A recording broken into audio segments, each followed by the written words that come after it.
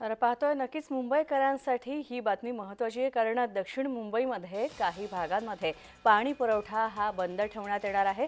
जलवाहिनीच्या कामांसाठी पाणी पुरवठा बंद करण्यात येणार असल्याची माहिती आहे। तर काही भागांमध्ये कमी दाबानं पाणी पुरवठा होणार आहे। दरम्यान पाणी हे गाळून उकळून प्यावं असं आवाहन नागरिकांना करण्यात येत आहे। या संदर्भात अधिक अपडेट्स जाणून घेऊयात। आमच्यासोबत आमचे प्रतिनिधी महेंद्र जोविल उपस्थित आहेत फोन लाईनवरून। महेंद्र, आज कमी दाबानं पाणी पुरवठा होतोय काही भागांमध्ये, तर काही ठिकाणी पाणी पुरवठा बंद राहणार आहे। विशेषतः दक्षिण मुंबईमध्ये नागरिकांना आवाहन करण्यात येत आहे। काय अपडेट्स आहेत या सगळ्या संदर्भात?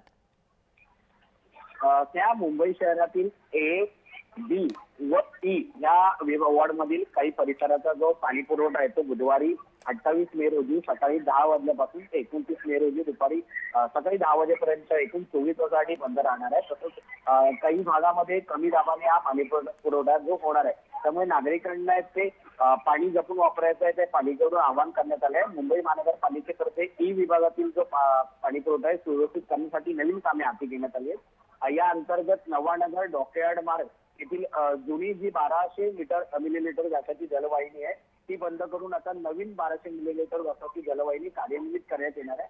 तसेच भंडारवारा जलाशयाचा जो कप्पा आहे एक वरील 900 मिलीलीटर व्यासाचे जुने जलद्वार काढून नवीन 900 मिलीलीटर व्यासाचे ते जलदार बसवण्यात येणार आहेत। ही दोन्ही कामे बुधवार दिनांक 28 मे 2025 10 वाजल्यापासून ते 29 मे पर्यंत सकाळी 10 वाजेपर्यंत ते पूर्ण करण्यात येणार आहेत। पाहायला गेलं तर दरम्यान या सगळ्या परिसरातील नागरिकांना पाणी पुरवठा बंद असण्याच्या अगोदरच्या दिवशी आवश्यक तर पाणी साठा तयार करून ठेवावा। तसेच पाणी पुरवठा बंद असलेल्या कालावधीत पाण्याचा वापर आहे तो काटकसरीने करावा असं महानगरपालिकेकडून सांगण्यात येतं। जलवाहिनी कामानंतर परिसरामध्ये ते पुढील 2 दिवस कमी दाबाने गढूळ पाणी पुरवठा होण्याची शक्यता आहे। त्यामुळे खबरदारीचा उपाय म्हणून नागरिकांनी पाणी उकळून नक्कीच धन्यवाद या सगळ्या अपडेट्स बद्दल महेंद्र।